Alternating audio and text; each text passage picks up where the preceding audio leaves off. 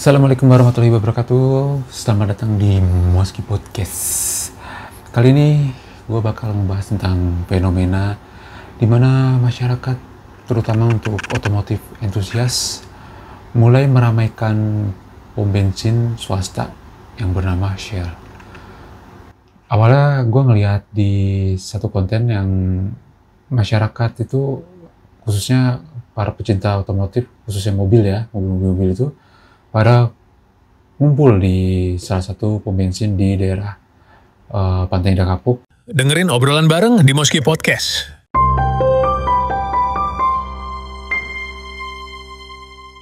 Ya, pom bensinnya mereknya Shell, dan di situ mereka berbondong-bondong parkir di sana gitu, kayak pameran mobil aja gitu, pada naruh duduk bersama lah, ngobrol segala macam, ya mirip-mirip kayak kegiatan kopi darat lah, cuman bedanya ini kopi daratnya di Shell.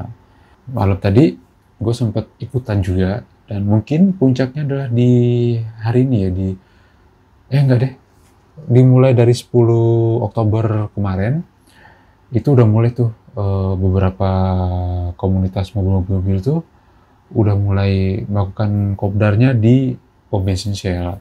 Kenapa memilih Shell? Karena selain kita sebagai masyarakat merasa kasihan dengan kebijakan menteri yang akhirnya membuat Shell itu tidak melakukan pasokan baru bensin yang antara RON 92 dan 95, hanya menjual diesel. Ada beberapa juga yang Shell-nya akhirnya tidak menjual sama sekali mau itu diesel maupun bensin karena memang kondisinya mereka tidak kebagian stok.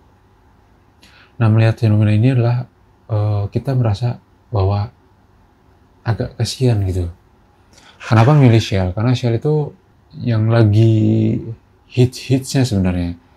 Kalau misalnya tidak diganggu dengan kebijakan-kebijakan tersebut, mungkin Shell juga masih bisa bertahan di wilayah-wilayah yang ibaratnya kota besar. Karena selain di daerah Jabodetabek juga Shell udah mulai tuh ke Jawa Timur, ke daerah Yogyakarta, dan juga mungkin kalau misalnya dia berkembang pun ya bisa dibilang bagus juga sih.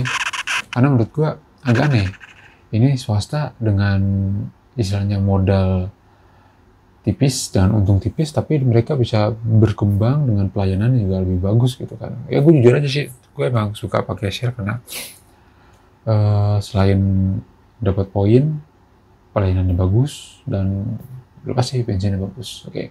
Gua nggak ngebahas tentang permasalahan kenapa Shell tidak lagi boleh untuk melakukan ekspor bahan bakar untuk dijual lagi di Indonesia. Tapi yang gue bahas adalah ternyata dari hati kecil masyarakat itu, mereka secara otomatis tuh melakukan kegiatan-kegiatan itu. Misalnya ya kayak tadi yang gue ikutin lah ya, kopdar di pom bensin Shell, kumpul semuanya, nggak cuma mobil juga sih, ada motor gitu kan.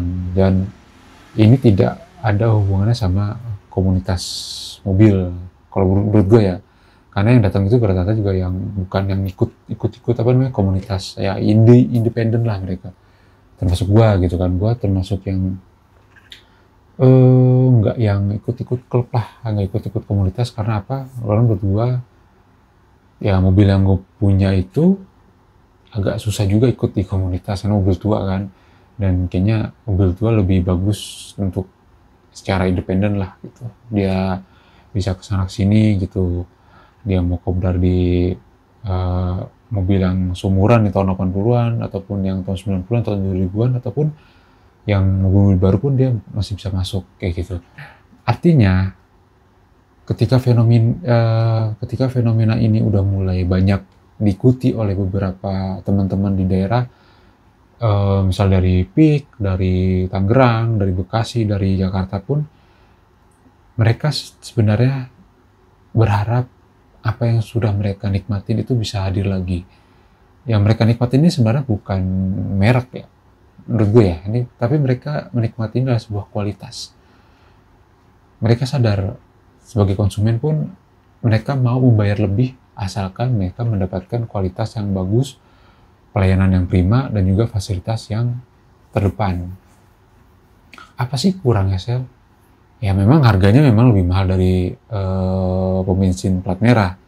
Tapi menurut kita nih yang memang mencari sesuatu yang lebih bagus dan berkualitas pun rela mengerogoh kocek lebih dalam asalkan apa yang mereka dapatkan gitu. Misal gue dapetin apa tuh ngisi bensin di Shell ya merasa puas gitu. Bahkan gue bisa bilang ngisi bensin di Shell itu lebih irit. Gue nggak tahu kenapa, tapi emang hampir netizen pun yang gue baca di internet di segala macam merasakan bahwa mengisi bensin di merek Shell itu lebih hemat. Ya mungkin karena memang mereka tidak mencampur etanol sebagai bahan zat aktifnya gitu. Makanya bisa dibilang ini pure murni bensin, dan kalau harganya mahal pun masih masuk akal karena nggak ada campuran apapun. Dari segi bisnis, masyarakat Indonesia pun sekarang sudah mulai bergeser dari yang mereka suka yang murah-murah. Ya masih ada sih itu sebagian juga yang masih ada yang menikmati bensin subsidi karena memang ya mau gimana lagi gitu kan. Bahkan kalau menurut gua ketika bensin subsidi dan non subsidi berdampingan, antriannya pun bisa jadi hampir sama gitu. Misalnya antrian di bensin subsidi di plat merah itu ada 50 motor, sedangkan yang non subsidi itu ada 25 motor. Dan ini sering terjadi di beberapa pom bensin di plat merah. Sedangkan kalau di pom bensin swasta pun, walaupun memang tidak seramai plat merah, tapi itu selalu terisi dengan kendaraan yang membutuhkan asupan bensin gitu kan. Ya selain itu juga membuat gue heran adalah mereka ini, swasta ini tidak terlalu banyak konsumennya dibandingkan plat merah. Tapi mereka bisa ekspansi ke berbagai macam daerah dengan fasilitas, dengan pelayanan yang bagus gitu. Sedangkan plat merah pun dia harus beriming-iming merubah namanya, misalnya nana signature gitu kan, apa nana VIP, baru mereka bisa melakukan hal yang dilakukan oleh pom bensin swasta. Kenapa? Aneh kan? Ya aneh. Sedangkan aplikasi yang mereka miliki ya udah aplikasi-aplikasi yang menurut gua ya memang dia dadakan lah. Sedangkan untuk pom bensin swasta pembayarannya pun semua cabang itu bisa melakukan dalam metode kris ataupun debit. Sedangkan kalau di plat merah hanya beberapa aja yang bisa gitu.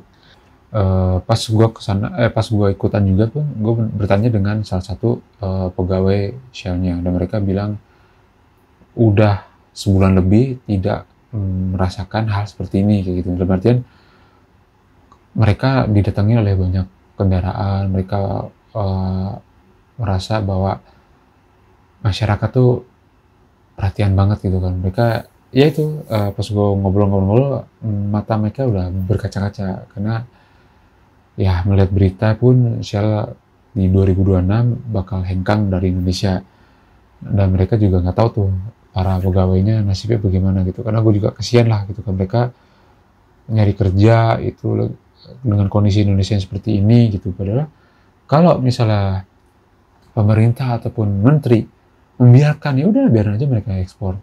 Toh BP pun gue rasa bisa ada di Indonesia karena melihat Shell itu berkembang di Indonesia. Akhirnya mereka berekspor ataupun berekspansi dari negara mereka di Inggris, datanglah ke Indonesia gitu kan, melihat Shell, wah Shell aja bisa berkembang nih gitu. Berarti kan ruang lingkup ruang lingkup impor itu kan sungguh sangat bagus gitu kan, dibandingkan melihat dari zaman-zaman dulu tuh, zaman-zaman Petronas kan ya selainnya konflik juga masyarakat juga masih mikir-mikir lah kalau beli swasta, apalagi kalau bensinnya di plat merah masih lebih murah, apalagi itu kan zamannya. Gue mengerti dengan konsep yang sedang dijalankan para pegiat otomotif. Sebenarnya bagus banget gitu kan. Berharap si cabang-cabang Shell ini bisa mendapatkan asupan ekonominya ya lumayan lah. Walaupun itu tidak sebesar apa yang mereka rasakan ketika penjualan mereka baik-baik aja. ada bensin, ada solar, oli pun juga lancar segala macam. Ya tapi lumayan lah dengan adanya kopdar seperti ini, pemasukan mereka dari makanan ataupun dari oli juga lebih meningkat saat mereka mengalami krisis gitu. Gue setuju, karena memang dari dulu juga gue kalau kopdar, bukan kopdar siapa, mau touring nih, ketemu sama teman pasti patokannya adalah Shell, bukan yang plat merah gitu kan. Gue pasti patokannya Shell. Nanti ketemu di mana nih? Di Shell ini, di Shell ini. Alasan pertamanya adalah karena mudah, warna oranye yang gampang mata kita gampang tuju, karena warna kuning itulah warna yang gampang banget dicari sama mata. Terus yang kedua adalah mereka kan nggak terlalu banyak gitu cabangnya. Misalnya di daerah Cibubur paling cuma 2 gitu kan. Nah kita bisa bilang tuh nanti Shell Cibubur yang mau ke arah Cilengsi. Nah itu orang udah pasti tahu tuh. Kopi yang bukan kopi apa ya? Kalau kita nongkrong di Shell itu, mulai dari kopi, snacknya itu enak-enak semua. Nah gitu kalau kita nunggunya malam gitu, kita mau touring malam hari, nah kita kumpul malam-malam dan belum sholat isya.